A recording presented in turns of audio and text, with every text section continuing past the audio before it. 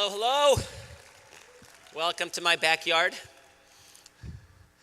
So, I am Markos Moulitsas. I am the founder and publisher of Daily Kos.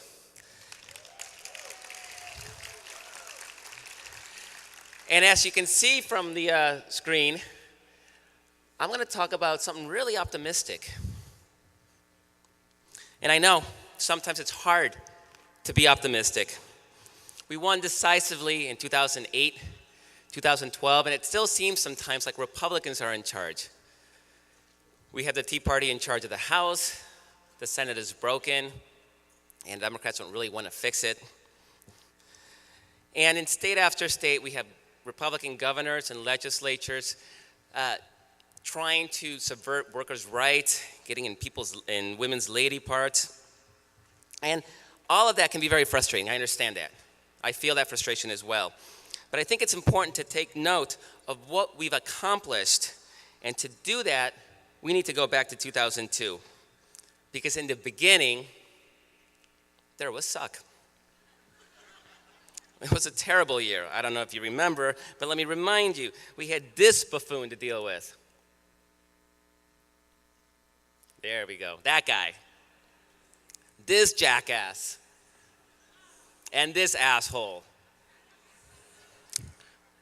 Look how happy he was to go to jail. This crew is violating our civil liberties, shutting down dissent, intimidating the media, rushing us off the wars, and no one on our side was holding them accountable. Certainly not the traditional media, but there was no liberal media. I don't know if you remember Joe Klein. Joe Klein was busy telling us that everybody knew that Saddam Hussein had weapons of mass destruction. And on television, of course, this is the liberal, singular. Meanwhile, the Democratic Party was in thrall to the Democratic Leadership Council. Remember those guys? They were the folks pushing the Democratic Party to the corporatist right. They were arguing that Democrats were too friendly to organized labor, too mean to Wall Street, that they needed to privatize Social Security, that Democrats didn't start enough wars. And are you ready for this next one? I don't think you're ready for it. No, it's impossible to be ready for this next one. See, these were the crowd telling Democrats that they needed to cater to the bigotry of Southern conservatives. Remember that? Just so you can get a good look at that. So that was our Democratic Party. It was a party that had forgotten what it stood for and who it was fighting for. It's a wonder any of us survived that era. That's why this guy shook the party to its very core.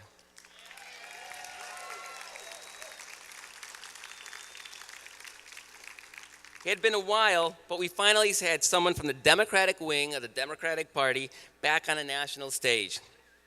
And while many base partisans rallied around him, he did something even more important. He created a new class of party activists. For a guy who was incapable of checking his email in 2004, and it's true, he couldn't check his email, he was the single most important factor in the rise of the Netroots. Then he lost. And the establishment breathed a sigh of relief, happy to go back to their usual ways. And then the party establishment lost. Tom DeLay boasted on election night 2004 that the Republican Party was a permanent majority for the future of this country. Like I said, he's an asshole. Because even then, America was far more liberal than anyone thought. On guns, no matter what the NRA said, the American people were overwhelmingly in favor of sensible gun regulations. On Social Security, American people didn't want benefit cuts. And on taxes, which was supposed to be this big advantage for the Republicans, even mid-last decade, Americans overwhelmingly believed that the rich and corporations paid too little in taxes. Go down the list, the story is the same on issue after issue. In fact, I used to say that Americans are with us on every issue except marriage equality. I don't need to say that anymore.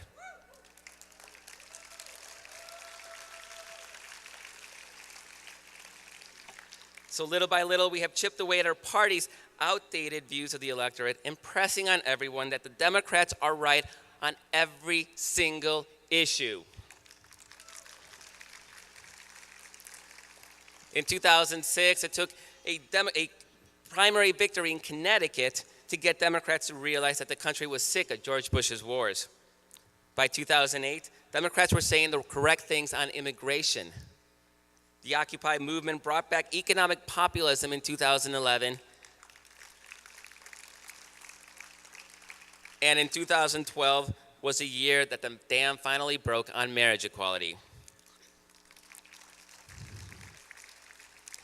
Meanwhile, demographic changes can solidify Democratic control into the distant future.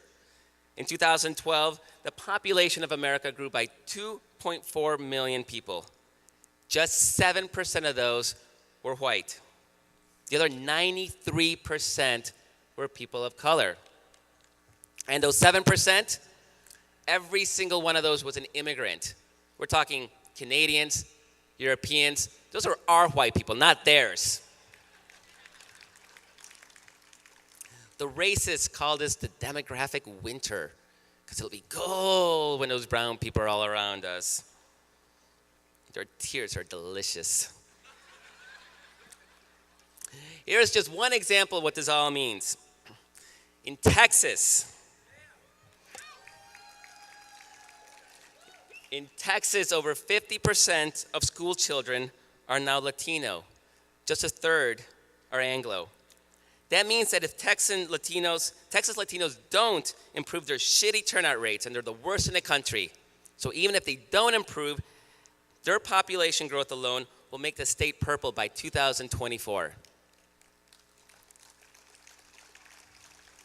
But we don't need to wait that long because Hillary will make it purple in 2016.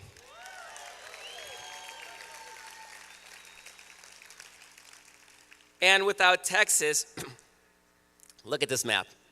Without Texas, Republicans could win Florida, Iowa, Ohio, New Hampshire, Pennsylvania, and Virginia, and still lose. Without Texas, they are done. So obviously, Republicans now hope that they can compete for those family values, religious, small business owning Latinos. But I'm here to tell you right now that mi gente no va a apoyar a los republicanos.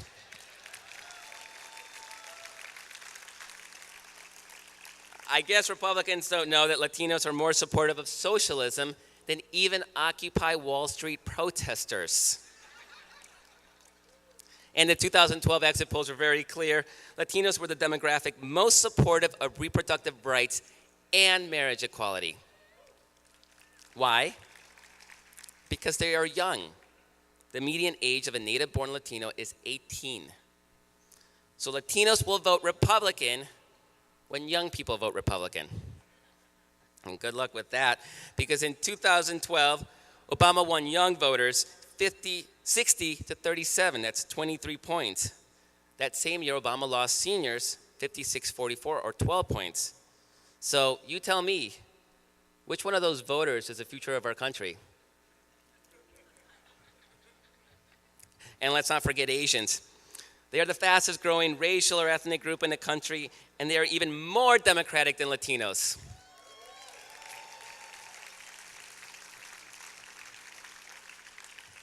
In fact, 4 of the 5 fastest growing Asian communities are in Arizona, Georgia, Nevada, and North Carolina, either current or soon to be swing states. So what does this all mean? It means that the fastest growing groups in the country are Democratic base groups. It also means, like I'll say over and over again, that the American people side with the Democrats on every single issue, including marriage equality. So what could go wrong? Well, our core base, young people, single women, ethnic and racial minorities, are notoriously terrible voters. We saw what happened in 2010. Let Young voters were down almost half. The only way Republicans can win is if our people stay home. When our voters are fired up and they turn out, there's no way Republicans can win. That means if Democrats act like Democrats, they cannot lose.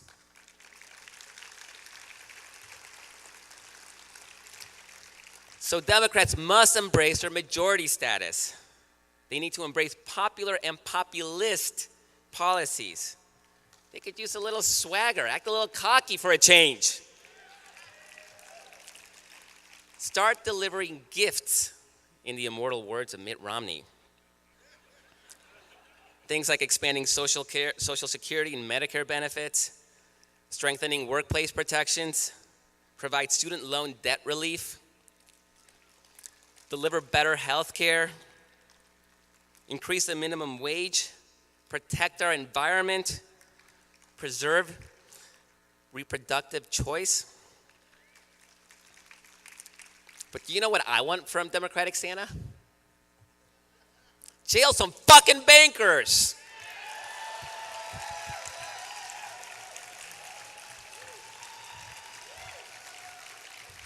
I guess we all want the same thing from Democratic Santa, huh? We are the majority now. We always were, but more so, because that majority is only growing. Some Democrats still don't get it, but it's our job, everybody in this room, it is our job to make sure that they do. Thank you very much.